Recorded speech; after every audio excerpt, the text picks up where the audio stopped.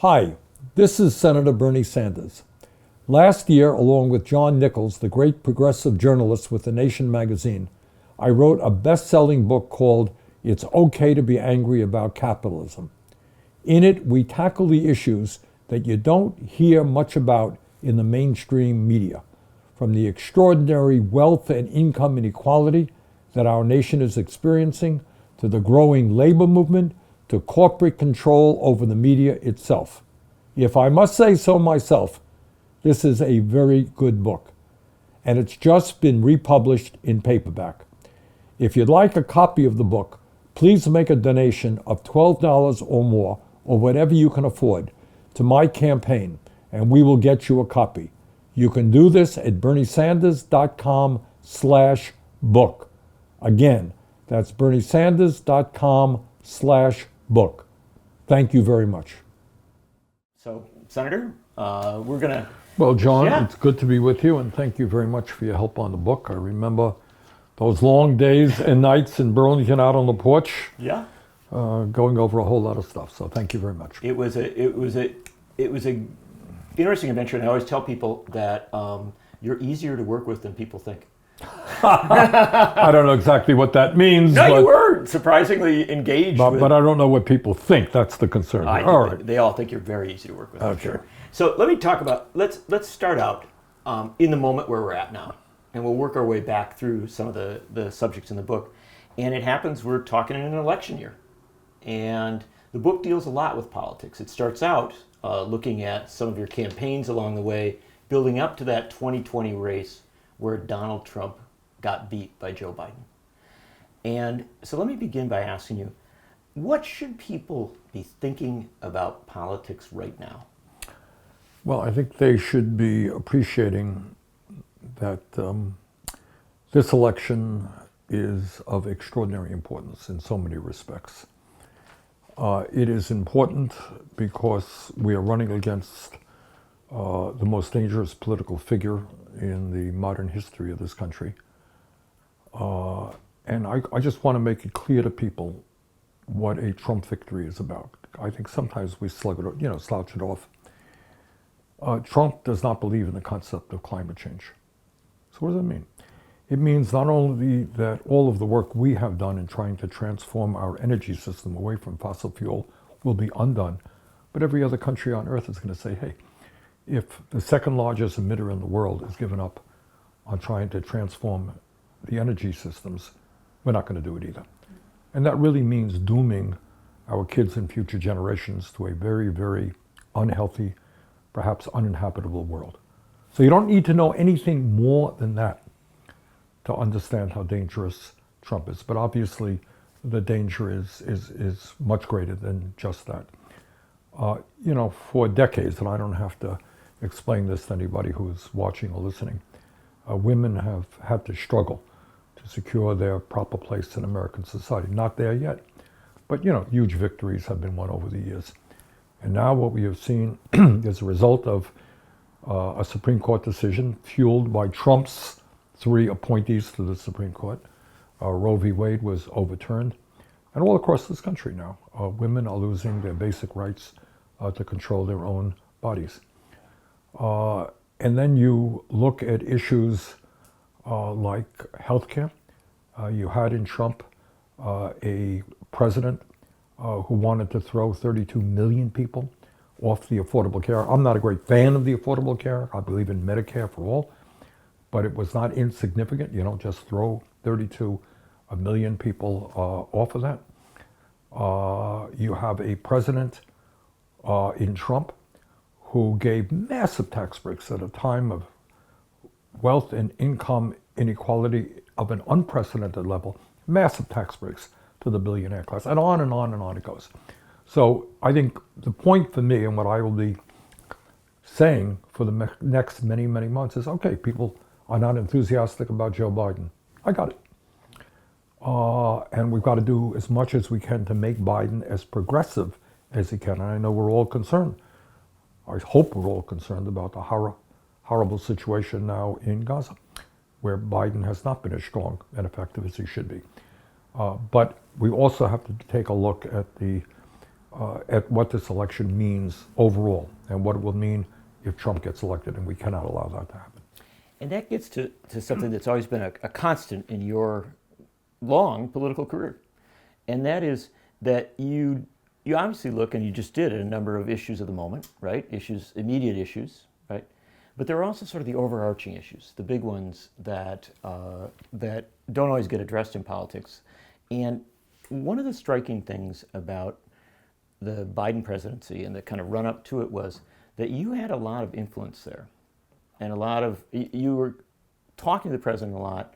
You were pushing the president to move toward something, dare we say, attempting to approximate a New Deal. Obviously, that didn't all get achieved, but that's also something that's at stake at this point, right? That possibility of going big. One of the things, and that's right, John, where Biden does not get the credit that he deserves, is that I think on economic issues, he is prepared to think pretty big. And I know about that from a very personal level because I worked with the president when I was chairman of the Budget Committee, and we were working on the American Rescue Plan. And I just want everybody, as Americans, I think I don't know if it's a universal phenomenon, but we certainly do have short memory spans, right? So go back 3.5 years in the midst of the terrible COVID pandemic. And we remember hospitals being overrun with patients, thousands of people dying every year, no one knowing how we're going to get a handle on this terrible illness. I mean, what comes to my mind is nurses, doctors treating patients, but they didn't even have the protective equipment they needed, the masks, the gowns, the gloves that they needed, dying because they were trying to save lives. And in the midst of that pandemic, as we also recall when we think about it, is the economy collapsed. People were not going to work. And what we set out to do is to say, okay, you got a public health crisis. We got to deal with that, obviously. Trump did a terrible job on that by and large. We got an economic crisis. We got to deal with that. What do we do? So we worked on what became known as the American Rescue Plan, the $1.9 trillion bill, which turned out to be the largest single bill in the history of the country. And as people will remember, provided $1,400 for every individual when people were desperate for cash. It put money into housing and prevented evictions, extended unemployment, dealt in a very bold way with childcare at the time, et cetera, et cetera. It was a very comprehensive emergency package. It felt a little New Deal. It was very New Deal. And I will say this, it ended up at 1.9 trillion, which is a lot of money. I don't know that any single bill, non-appropriations bill, was ever that large. And Biden said, look, you can get more, do it. I'll sign whatever you get. So he understood the enormity of the crisis facing the American people, was there with us. And what we ended up doing, and he doesn't get any credit for that, in the midst of a pandemic, in the midst of an economic downturn, we took the country out of that much faster than many of the pundits thought possible. So let's talk about how we got to that point where a president, a Democratic president, would be open to going that big. And too much in politics, we tend to look at personalities. And we say, Right. well, this is the great leader who's arrived. In reality, movements make things happen. And your 2016 and 2020 campaigns, which we talk about quite a bit in the book, those campaigns were about an attempt to transform not just the Democratic politics, but the politics of the country. See, unlike Hillary Clinton in 2016, Biden did understand just what you're saying, that we were part, not just me, when we say not me, us, we were part of a mass movement of people. And Biden was smart enough to understand, A, these guys have some very good ideas, may not agree with them all, he doesn't. And B, if I, Mr. Biden, want to become president of the United States, you know what? It might be a good idea to work with these guys. I got to steal some of these ideas. And work with them. Yeah. So what we did is, you certainly know, and many of our viewers know, is Biden and I worked out an agreement that said, okay, look, we're going to do a series of task forces dealing with the major issues facing the country: healthcare, education, climate, women's issues, etc. And we brought forth some of the leading progressive thinkers in the country And Biden brought forth some of the leading liberal thinkers in the country, not as progressive as our people. And they sat down and they tried to work out positions that would be comfortable for both sides. And we did. And out of that, in terms of climate, in terms of the economy, in terms of education, in terms of housing, came some pretty bold ideas, some of which became incorporated into the American Rescue Plan. But the intelligence of Biden was not to be intimidated or put off by this movement, but to try to work with it and to take as many of the ideas that he could comfortably take. And he took a lot. And those shaped the campaign. It's Yes. not just the governing, it's Right. that campaign that was actually won. And just to take a moment on this, I think that the task forces are underestimated by a lot of folks. There's not a consciousness.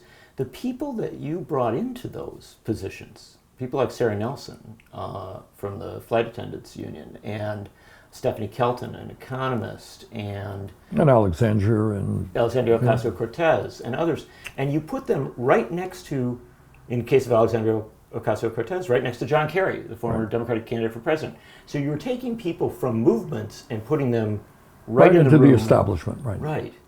And that's significant. That's sort of, that in itself is a victory of a campaign in a sense, because you were able to say to the Democratic Party, you got to start listening to these people. Right. And I think what came out of that not only was the American Rescue Plan, but things like putting far more money into climate-related issues than people a few years before would have ever dreamed of. When I campaigned for president, we talked about putting a huge amount of money in rebuilding our infrastructure, which clearly is crumbling: water, roads, bridges, etc. And what has happened over the last few years is we have passed the largest infrastructure, not as large as I wanted, but a very significant infrastructure bill. So the climate that we created, which said that millions of Americans want bold action, they want to think big, not small. They want transformative action, not just nibbling around the edges. I think that's had some impact on the Biden administration. So let's not just talk about Biden. Let's talk about politics in the broader sense here for just a moment. And you have said to me many times that you think of one of the greatest accomplishments of your campaigns as bringing people like Alexandria Ocasio-Cortez and others into electoral politics, right? Yep. Convincing them that that's actually an avenue that might work, and campaigning for them, all these other aspects. And I think that's always been a great passion of yours, is to either inspire or at least encourage a lot of young activists to come into politics. Well, I think one of the great success stories that does not get talked about a whole lot is the number of extremely energetic, young, progressive, often people of color, who are currently in the House of Representatives. I think people say, wow, there's Alexandria, but there are many, many more. It's not just the squad. You got Greg Kazar from Texas, and you got Cori Bush from Missouri, and you got Rashida, and you got a whole bunch of other people. Way back in 1991, when I was first elected to the House, along with people like Maxine Waters, we helped form the Progressive Caucus. At that point, we had 5 people. Mm-hmm. The number now is well over 100, and many of them are really strong, energetic, young progressives. And my hope is that those numbers will grow. My hope is that will be what the Democratic Party is. A party of working people. Many of these people come from working class backgrounds, people of color, young people. This is exactly what we want if we're going to transform politics in America. But there still is a battle for the soul of the Democratic Party. A battle? No, it's a war. Look, let's be very clear. We write about it in the book. I mean, we don't have to be tepid about this. There are many of the established Democrats who want nothing to do. They want to lock the door. And I told in this book, I think, we wrote about it. I can remember, when we ran all over this country doing event after event, often we would schedule them so that our rallies would correspond with Democratic Party events. So you go to Denver and there'd be a state Democratic event, and we do a rally in Denver as well. And the contrast between the two was like day and night. We would do a rally, there'd be 10,000 people out. people, black and white and Latino, Asian American, gay and straight, the whole gambit of what America is, young and excited. And you go into the Democratic, the official, the established Democratic thing, which is mostly for a fundraiser and the middle-aged, older white guys and women who have money, lawyers and business people, all that, and no energy at all. It was like day and night. And if the Democratic Party is going to succeed, and right now they're not doing well, they're going to have to open that door. But it's not going to be, we're going to have to push that door open. They don't want to open it. And sometimes I think they'd rather go down with the ship so long as they control that ship, rather than bring new people in, bring working class people in, bring people who are, maybe don't have a PhD and a college degree, bring young people in who may not know all the workings of inside the Beltway. But that is the struggle that's going on. Either you open the doors of the Democratic Party to ordinary working people, young people, or else you continue to have that kind of moneyed establishment dominating the party. And that moneyed establishment is increasingly far removed from the needs of the working class of this country. And it's and it doesn't. One of the realities, and we write about it in the book, is the moneyed establishment doesn't understand how to do a politics that actually connects with people. They don't. They have no clue. They can't do it. It's sort of horrifying. If you called up the Democratic National Committee today, and they're very good at raising money. I mean, let's do it. That's what they do. What their function is to raise money, hire consultants, put ads on television. But if you say organize, a rally or a demonstration of 8 people. 8 people? We can't find 8 people who are going to go out and walk on a picket line. We can't. They can't. They really can't. And which really takes us to the weird situation that, as we become more and more involved in the 2024 campaign, it's going to have to be the progressive movement that rallies the grassroots. I mean, we got to tell the truth here, and then Trump and his people have energized grassroots support. Democrats don't. And we're going to have to provide that support for the Democrats if we're going to be successful in defeating Trump. So you're a very tech-savvy guy. No, I am not, but I have smart people around hired me. people I'm smart who are enough to know tech-savvy. how important social media is. And you were way ahead of the curve. And there's one of them right there. Yeah, we got people running our cameras here. But you built up an office and campaigns that have been, on all the social media platforms and done all that. But one of the things that you've always been, dare I say, religious about is the idea that you also have to go out and talk to people. You have to actually go out. What a quaint idea. I know. You think politicians should actually talk to people, John? It's been said. You're in Washington. Clearly, you don't know how it works here. We just raise money and we hire consultants. We do TV ads. Talk to people. I know. God, I don't know. But you, in fact, we write about it a lot in the book, is because it's something that you are actually very passionate about. Yep. And that is back in 2016, again in 2020, in Iowa, you literally talked to a measurable portion of the overall electorate. Yes. Misty Rebick is now my chief of staff, was then my campaign manager. And she worked me tirelessly. In fact, I'm thinking of suing her because she worked me day after day, couldn't get a day off. Yeah. But no, the truth is, and we've done that in Vermont over the years. I've held more town meetings in Vermont than I think anybody in the history of the state. I love doing it. And when we were in Iowa, to a lesser degree in New Hampshire, that's what we did. And it was an extraordinary experience. So we write about it in the book. And what was extraordinary? Look, I get a thrill when you hold a rally for 25, 30,000 people. That's pretty exciting, no question about it. But I also get enormously excited about having a meeting for 200 or 300 people. And what we saw in Iowa and other states, and it was very moving to me, and it's something I will never forget, is the honesty and the trust that people had in us in coming forward, often with tears in their eyes, talking about, we had one meeting on medical debt, and people talking about, their family, their finances, their family were destroyed, they couldn't pay their bills.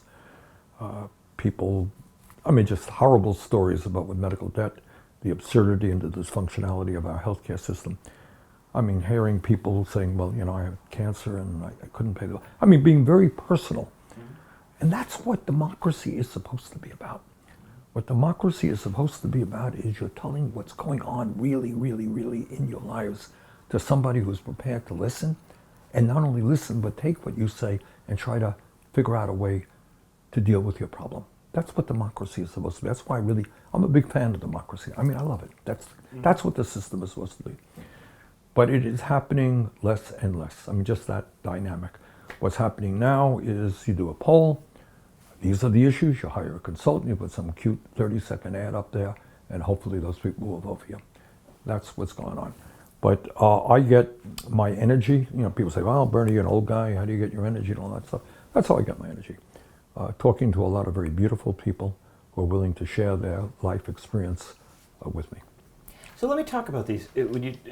What are the things, and to me, it's one of the parts that I like the best about a book, and I suppose you can fall in love with a book that you're involved in.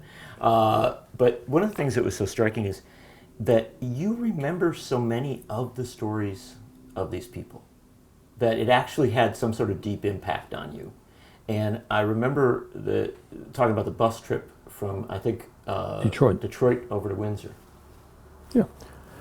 I mean, obviously the issue of the outrageously high cost of prescription drugs is something that has bothered me for a very long time. And as chairman of the Senate Committee on Health and Education and Labor, we're beginning to deal with it. But can you imagine the insanity of somebody who is dealing with diabetes, having to pay 10 times more for the same exact product that you can get 50 miles away or whatever it is in Windsor, Ontario? So we did this bus trip. And, you know, without going to all the details, I mean, people are crying. Woman suddenly buys 10 times more product than she was able to have before for the same amount of price. And she literally tears in her eyes. So all of those things, I mean, for me as a politician, where I get my energy from is from the people. And if I was unable, in fact, you know, one of the difficulties you have when you're a senator chairman of a committee, you can't get out of Capitol Hill enough. And COVID obviously made it even more complicated. But getting your energy from people, hearing people, seeing so many extraordinary things. We, in the last couple of years, our office were probably involved in 15 or 20 strikes all over the country. Mm-hmm. And we're able to visit a few of them and talk to people on the phone, and just incredibly courageous people taking on large corporations, unbelievable solidarity. Everybody was in it together. It didn't matter the color of your skin or where you were born. Just people standing together for the common good. And when you see those things with your own eyes, and the courage of people standing up to very powerful interests, it's very moving. But it also means something when a politician shows up, right? Oh, God, when you actually come there. That's something, I think a lot of politicians don't understand that. Well, that gets into an even deeper issue, and that is the degree to which the whole political system is now alienated from the needs of ordinary people. So I'll tell you a story. I don't even know if we mentioned it in the book or not. We went to Grand Rapids, well, no, it wasn't in Iowa, it was in Battle Creek, Michigan. Right. And there was a big strike going on there. And I had asked the president to write a letter. I was going to I led the rally. I said, you know, write a nice letter telling them you support their strike. And the letter they ended up writing was not the greatest letter in the world, to be honest with you. And I was hesitant whether or not to read it or not. You know, it wasn't really all there.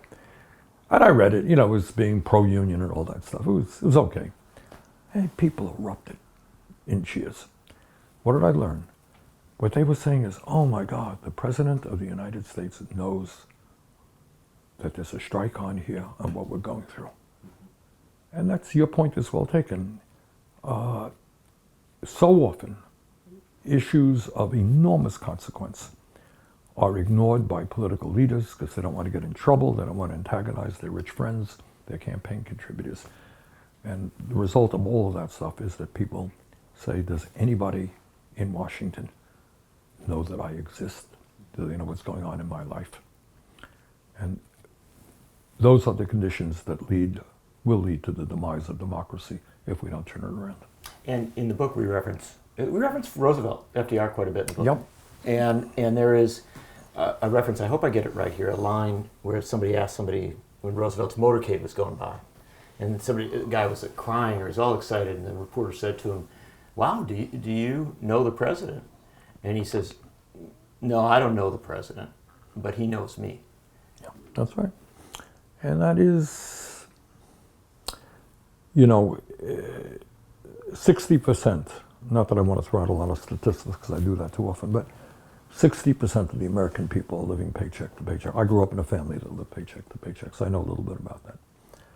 But I am not sure that many of my colleagues understand what the stress is, the pain is in living paycheck to paycheck, the choices that families have to make, you know, whether you buy food or whether you pay for health care. You know, your landlord raises the rent. Where do you take your kid? What can you do? You know, what school are you going to put your kid in? There is a huge gap between what many people in our country are experiencing and what goes on here in politics. Well, let me, as we talk about this, let's come back to this current moment, the 2024 campaign, and also policy making at this time.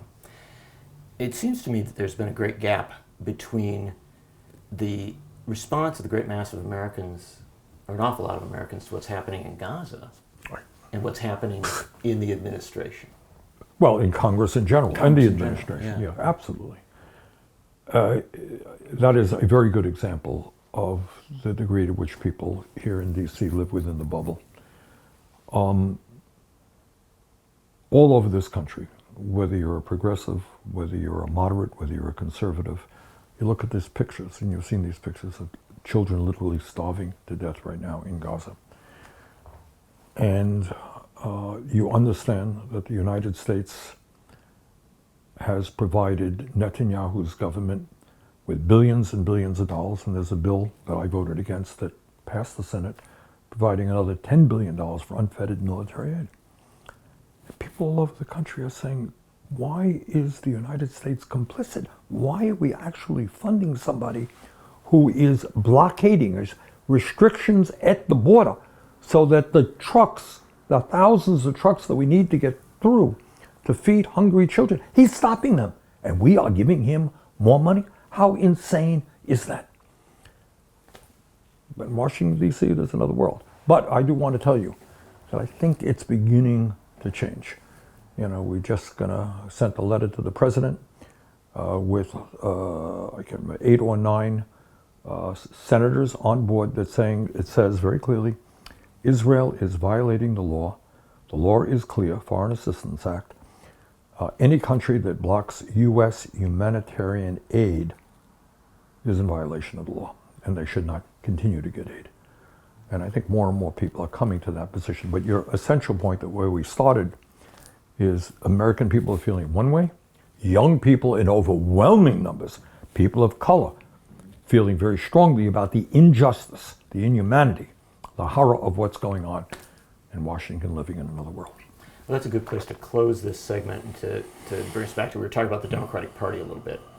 And doesn't that really get to the heart of the challenge for the Democratic Party? Obviously, the Republican Party is going to be what it is. But the question is, will the Democratic Party be a party that actually listens to the mass movements and to the people who are its base, or not? Because if it doesn't, then at some point, the connection gets broken, right? The connection is... rally that coalition becomes much harder. The connection is significantly broken already. I mean, I don't think most people have faith the Democratic Party is going to do very much. But, you know, people also see it as a far, far better alternative than Mr. Trump and the Republican Party. But, you know, again, getting back to what I said a few minutes ago, will the Democratic Party open their doors? Will they really be a party of the working class of this country, trying to address the needs of the working class, having the courage to take on the billionaire class? Well, it's hard to do it when you get a lot of money from the billionaire class, isn't it? You know, which takes us to campaign finance reform, et cetera, et cetera. But that's where we are. It's funny you mentioned the billionaire class. That's our next segment. Good.